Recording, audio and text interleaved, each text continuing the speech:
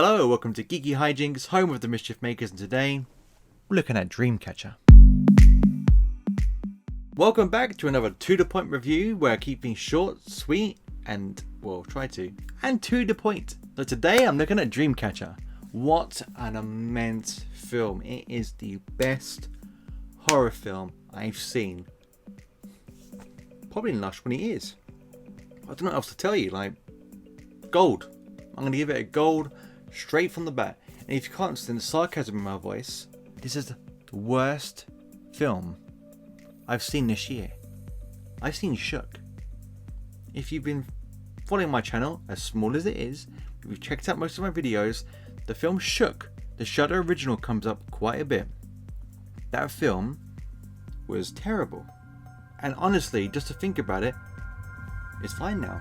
Like, I've exorcised of those demons because the Dreamcatcher came into my life and made Shook look like Hereditary.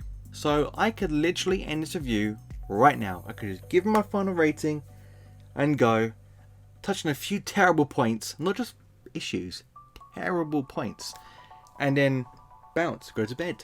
That's the window I'm pointing at. I sleep outside. So let's just go straight into the film, get it out of the way. What's the film about? And that is a question of the day. What the hell is this film about? There's like 20,000 things going on in this film. I'm so confused, but I'll do my best. So the film's about a girl called Pierce. I can't remember one character's name. I just remember there's cheap poor man's Andrew Garfield, English dude, Pierce is the sister because that name gets said the most, Dreamcatcher is the DJ, and that's it. Other characters, boring. Don't even mention the director. In fact, I'm going to put the director's name right here. And if you ever see a film start and his name pops up, you turn the film off straight away. But generally, the film is about Pierce. She's the younger sister of another girl who is her sister. And she's a bit like, but she's edgy, she's edgy. And her sister comes back. She's like, hey, I've got these really expensive tickets to this big event. I don't know what it's called, Cataclysm I think it's called, and that's very ironic because this film is, well, is it Cataclysm? It's catastrophic, that's what it is. But they go to this event and a tragic event happens. I'm just going to tell you, Pierce dies. She takes some drugs. This is a spoiler review. If I mention spoilers, who cares? You're not going to see it. If you do see it, there's helplines for you. Pierce, she takes this pill, she has these crazy hallucinations, and then she starts stabbing herself in the neck. She dies, and then there's a serial killer in here that's killing people, and then it's killing some of Pierce's friends, and going after her sister, and there's this whole cover-up thing with the DJ Dreamcatcher, and then there's a ghost, and then there's... That's literally the story. And I'm not really going to go through it plot by plot point because it's not worth it. So, what did I like about the film? If you haven't guessed, there is nothing I like about this film at all. If you follow any YouTubers or watch any reviews of this film and ain't said anything nice about it, anything positive, no. Don't even throw them a bone. Don't give them nothing. They don't deserve it. Just because it's a film and it plays and it works and you can hear things, that's not good enough. This film is awful. There's only two things that are good about this film, and even the first one, it takes a liberty. You think, okay, the first thing is the film ends. The film comes to a finish. And at the end of the film, I generally said out loud, I'm free. I was like Andy Dufresne at the end of Shawshank with the rain just pouring on me. I was like, I'm free. It's like Andy Dufresne crawled through 5 football fields to get to freedom. Me, I didn't have to crawl through crap. I had to watch this film. Can't even speak anymore. This film has damaged my brain. But this film was terrible. Literally to get through it, get to the end, I felt so free. And then it had the cheek. It had the cheek to have a mid-credit scene. Like it thinks it's like the MCU. Like it thinks it's like Dreamcatcher, the DCU. It literally, the cheek of it, I couldn't believe it. I was like, you had a mid-credit scene? You sick. The second point is genuinely something I liked about the film, which I know is going to surprise you, seeing how much I've bashed it already, but generally this thing is good. and it has the perfect name for a film, Dreamcatcher, because you literally will be catching dreams of your own while watching this film. I fell asleep at least 5 times for 2 minutes, and actually, you don't even fall asleep and it's a 2-minute sleep and it feels like you've had half an hour, but you wake up and the same scene is playing on in the film. That's this kind of movie. Like, you can have what seems like a massive 2-hour epic dream, and you wake up and it's literally like 5 sentences after the point you fell asleep. So yeah, the perfect name for a film is Dreamcatcher, because you'll be catching Z's. Now, what issues did I have with the film? There was many issues. But they're not even issues, they're terrible talking points. I have this little book, like I think I mentioned before. I write down everything that pops in my head, whether it's to make a little joke or something I could do funny in my reviews, or just my things I like, things I didn't like, or just maybe observations, like little references or Easter eggs hidden in films.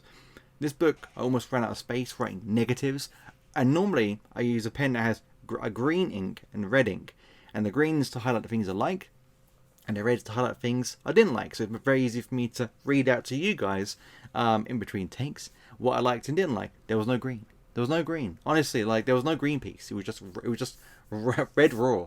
It was a terrible viewing experience. Let's just get started with what I didn't like about the film. The acting is atrocious. The acting is terrible. The acting is awful. Like, beyond awful. 1 minute in, I knew I was in trouble. 1 minute in, it is terrible. I can't stress to you how bad the acting is from every single person. From Andrew Garfield knockoff to the English guy. Now, to this English actor, this is why, you know what, we have very good British horror films, should I say. And you can have a British actor in an American horror film. Why not? It has worked and it can work. But you can't have a bad English actor in a terrible horror film. There's a scene where he gets killed. Again, spoilers, I don't care. There's a scene where he's getting killed, and I'm going to get onto death scenes in a minute, but it's so lazy. And it's like almost like the director told him, now every time you feel a impact on your back, you make a noise. And he's so English, he's getting stabbed, and he's like, oh no, ow. It's like, mate, oh God, you're terrible. Even when you're dying, you're a terrible actor. The rest of them are awful. The sisters, terrible acting. I physically can't believe what I was seeing on the screen. The writing in this film is awful. Awful writing. The dialogue is atrocious. And to call it dialogue is to be very nice to the movie. Because I've never seen so much exposition even, in a film in history. It's like I'm walking out the front door now and walking up to the gate. I'm going to walk up to the gate so I can open the gate, but I can watch out for the latch on the gate because it's a bit loose and the gate might fall off. Oh no, the gate fell off. That's the movie.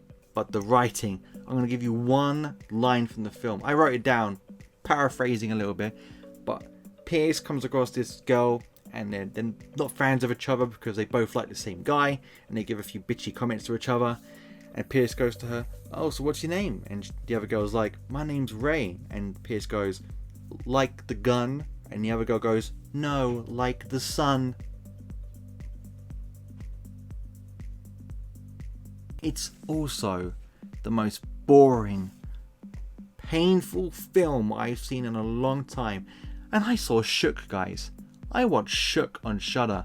And I'm saying this, Shook on Shudder flew by compared to this.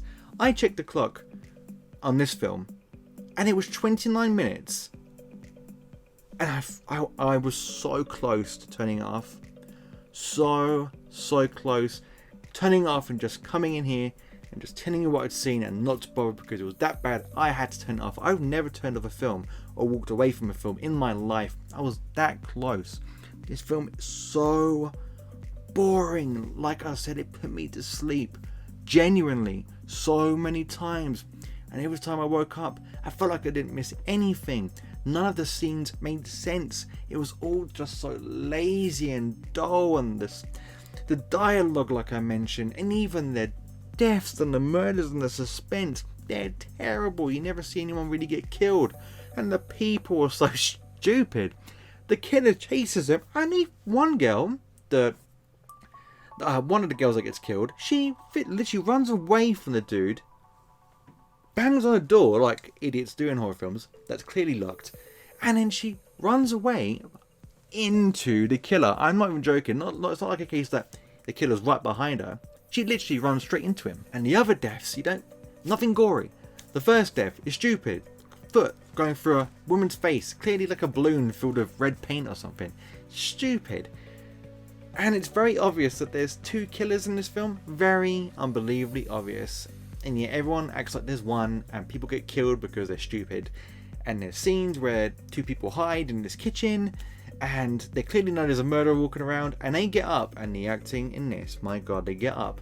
And imagine you are the murderer, and I'm the people that know you're out there. I know you're out there somewhere. I know you're in that direction, but I'm hiding behind this kitchen counter. And it cuts to another shot, and they get up, and they do this. So imagine that you're there, and they get up, and they're like this.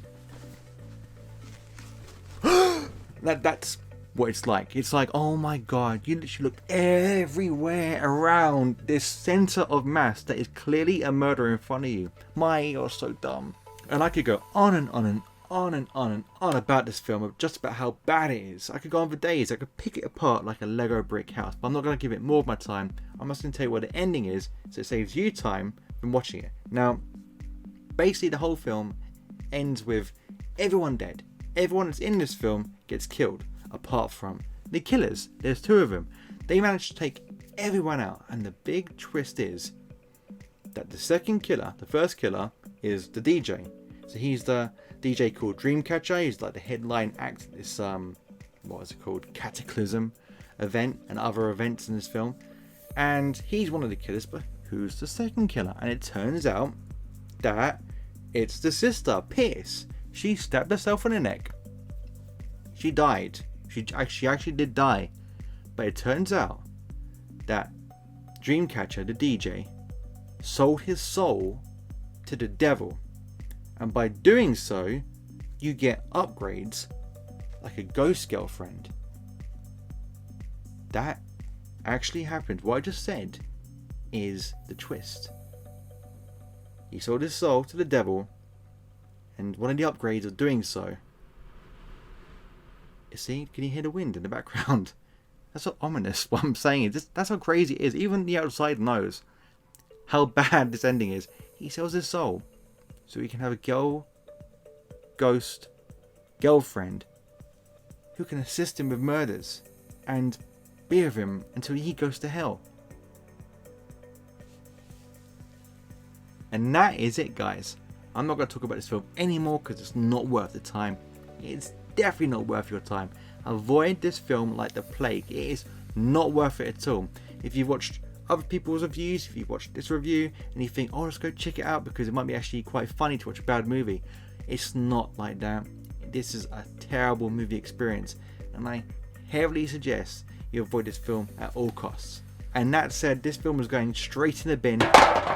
It's a one-time spin, and it's a dull film, because not only is it one of the worst films I've seen in my life, it's the worst film of the year, it's the worst horror film I've ever seen.